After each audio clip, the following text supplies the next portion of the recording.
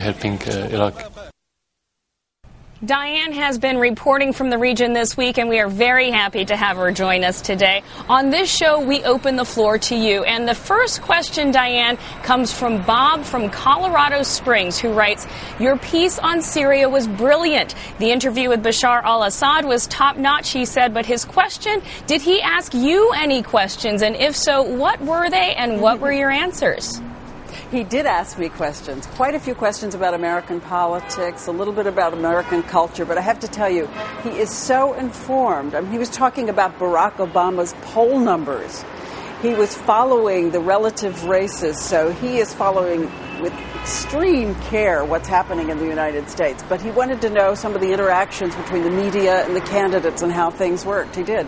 Wow. Well, he's definitely an educated man. All right, let's hear from a guy named Rad. He writes from New Hampshire. He emailed us this question. Did you feel in Damascus that Syrian people are terrorist or tolerant, Rad writes? Did you feel coexistence between different sects or radicalism? Well, you know, on a religious level here in Syria, it is a phenomenon of this country to have this much religious interaction and tolerance. You have the same areas, a mosque, a shrine, a temple, and in all of it, all faiths are praying. So it's a remarkable feature of Syria and has been for hundreds of years. At the same time, as you know, this is a complicated region, and what defines a terrorist here is different from what defines a terrorist in other parts of the world. And in some ways, it is a balancing act to live this closely to Iran on the one side, to the Saudis, sometimes on a completely different part of the spectrum, to the United States on a different part of the spectrum.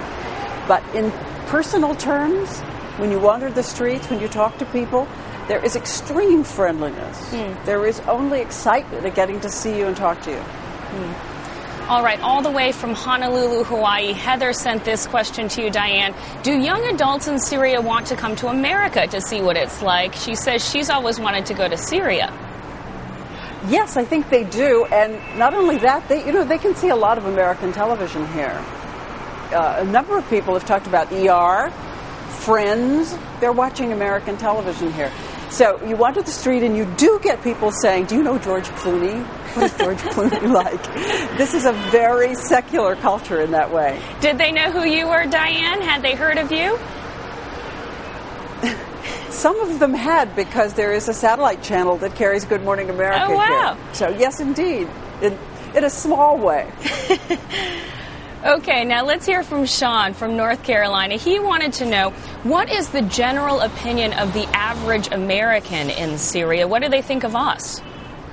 You know, I think that they really do make a firm distinction between American government policies and the American people, and there is a connection to the American people. And there is a sense that America is full of vitality, and the kind of vitality that in this secular culture would be so welcome. And if relations could begin in such a way that they could fuel each other, it would be to the benefit of everyone. And we have a conversation coming up, which I hope you'll post some of here as well, in which we talk with a group of Syrian women about everything, about dating, about sex and the city being Damascus in this case, and also about the common aspirations of people all over the world. Well, that leads very well into the next question here from Sabrina from St. Louis, Missouri. She sent in this. She asked, why is it that women have to cover their hair in the temple and men are not required to? Basically, what is offensive about women's hair, Sabrina asks. Well, in this part of the world, female hair is considered very seductive, and you cover your hair as a sign of chastity, that you are not trying to interest a man, particularly in the mosque, and certainly not any man who is not your husband. And we had a group of the teenagers, of the young people, they were in their 20s actually, talking to us before, and they said it's a double standard. It's double standard. We know that here. But that there are other things about our traditions and our family and our religion that are so reinforcing that we accept that. Very interesting. All right, our final question for you, Diane. Maria from Santa Fe, New Mexico, who writes, is it safe for Americans to travel in Damascus? And also she asks, will you show more of your trip on ABC's Prime Time? She says that would be great. Well, thank her for that. I'll talk to the producers when I get back about prime time.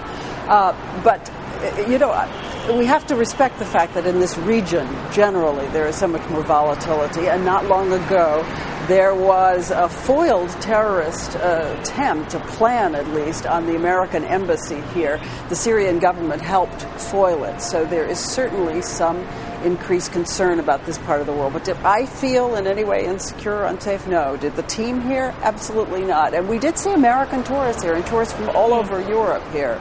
So I would just encourage everyone to keep a sense of proportion. Well, Diane, I hear Damascus is a beautiful place. I certainly hope you have some time to see the sights. And thank you so much for taking time out of your busy schedule to join us here on our show. Diane Sawyer in Damascus, Syria. Thank you so much. Bye.